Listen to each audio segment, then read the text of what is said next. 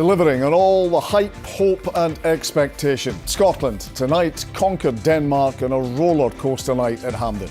A wonder goal from Scott McTominay and second half strikes from Lawrence Shankland, Kieran Tierney and Kenny McLean gave Steve Clarke's team an incredible 4-2 victory and automatic qualification for next year's World Cup.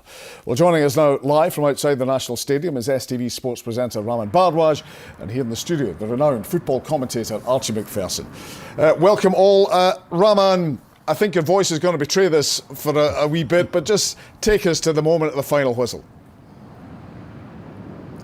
John, in terms of the voice, I have to say guilty as charged. All neutrality in the press box went right out of the window during those dramatic 98 minutes between Scotland and Denmark. I've seen some real euphoric scenes here at the National Stadium in recent times. Think back to James McFadden's goal against the Netherlands. Think back to Gary Caldwell's goal against France. Think back to Scott McTominay's goal against Spain. But the scenes when Kenny McLean struck that goal to make it 4-2, scenes of absolute unbridled joy. I've never witnessed scenes in all my years covering the National Stadium. No, Archie in the studio there has covered far more games than me, but there was some fans I saw who were dancing on chairs. There were some fans who were crying, hugging each other. It was sheer unbridled joy, and those scenes no doubt were replicated up and down the country. And after Scotland has secured that dramatic place at next year's World Cup, we got some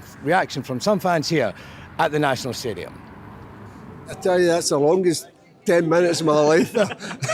Unbelievable, brilliant, absolutely brilliant, and they deserved it. Absolutely incredible, they've done it. Have you ever seen it like that? Oh my God. I actually lost my voice. I could hardly speak. What was that last 10 minutes like? Oh, nerve-wracking. It was horrible. It was amazing. I felt physically sick. I don't think I took a breath. The last 4 minutes of that game were absolutely unbelievable. I cannot believe we scored a better goal. The chip. Then, mate, that chip's better than the overhead. I can't believe it. Are you going to America? We're definitely going. I said to Nicola, my wife, about 2 years ago, my 30th birthday present was tickets to the World Cup, and we're finally going, so Nicola, you need to do it! Celebrations doubtless continuing, Raman. How significant is this achievement for Steve Clarke and his team? It's a massive achievement, John. When you look at the seedings in the group, Denmark were seeded above Scotland, Greece were seeded above Scotland, so Scotland would have been punching above their weight to reach the playoffs. Now we've reached automatic qualification to next summer's finals. I know this was one thing that was missing from Steve Clarke's CV. Sure, he had taken us to back-to-back European Championships, but the World Cup, that was the one he was after, and he has cemented his place in the all-time greats of Scotland managers, as he is the first Scotland head coach to win or secure Scotland qualification to 3 major tournaments. Let's now hear from the Scotland head coach. Feels good. I said at the start of the campaign I felt the pressure of the nation to try to get to World Cup. So immediately that falls off your shoulders and you feel a little bit better. But what a fantastic group of players. Never give up. I've said it for a long time now about how good they are and how determined they are to be good for their country. They showed that tonight. I couldn't be happier for my players. I couldn't be happier. It's fantastic. It feels great. Everyone delighted, Archie. And I'm thinking Czechoslovakia 73, Wales 77, qualification games that you commentated on. Is that what comes to your mind? It does. Actually, I'm feeling quite emotional about it. But I have to warn my wife, Jess, because I won't sleep tonight. I'll kick every ball I watch, particularly as a defender when Scotland were really up against it. In fact, if anybody in 10 years' time looks back on that statistic, 4-2 for Scotland, they probably think, cakewalk for Scotland. Actually, there were 3 or 4 times in the game I wrote them off, completely wrote them off. I like the possession of the Danes. I have to be as objective as I can about this. And they looked to me inevitably they would score. Now, through the years, I've always maintained the Archie Gemmill goal in Mendoza in 78 was the greatest of the goals I've seen. I have to put McTominay up there now.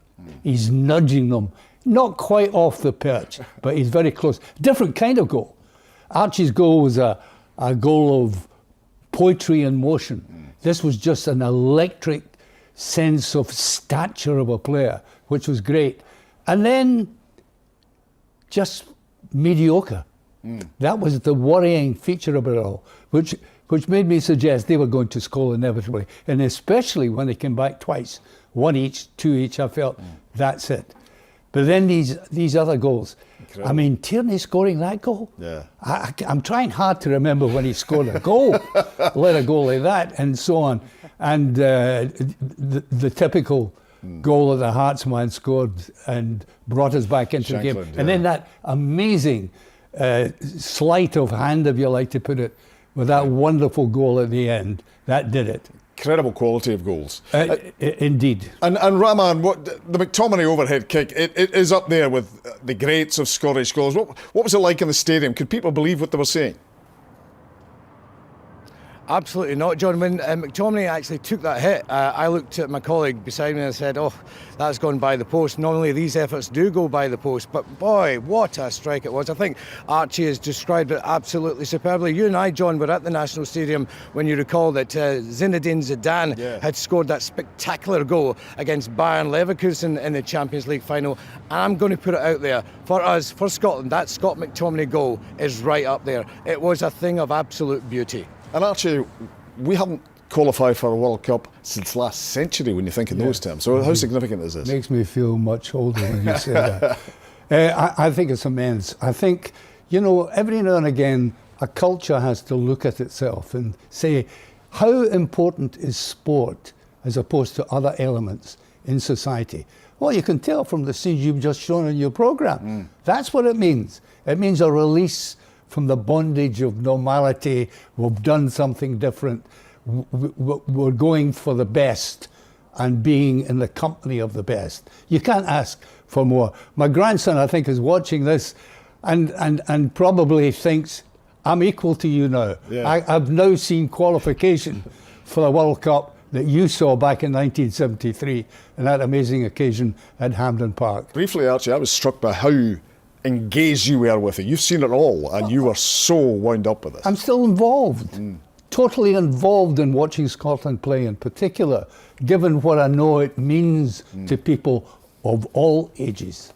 And Rahman, when can we start booking the flights? When will details begin to emerge? Remember, the 5th of December, John, that is the date that Scotland fans will have firmly in their diary because that's when the draw for the World Cup is made. And of course, the World Cup will be taking place in North America next year, in the USA, Canada and Mexico. And for the first time, it'll be a tournament consisting of 48 teams, expanded from 32 teams, so it'll be 12 groups of 4. And it'll be the top 2 teams in each group that will qualify to the knockout stages of that tournament. And that, of course, is something that Scotland has never achieved. And that, of course, is something that Scotland will now set as their next target. OK, let this sink in. We've qualified. Now the next target, can we make history and qualify to the knockout stages? Rahman at Hampden, Archie in the studio. Thank you both for joining us very much indeed.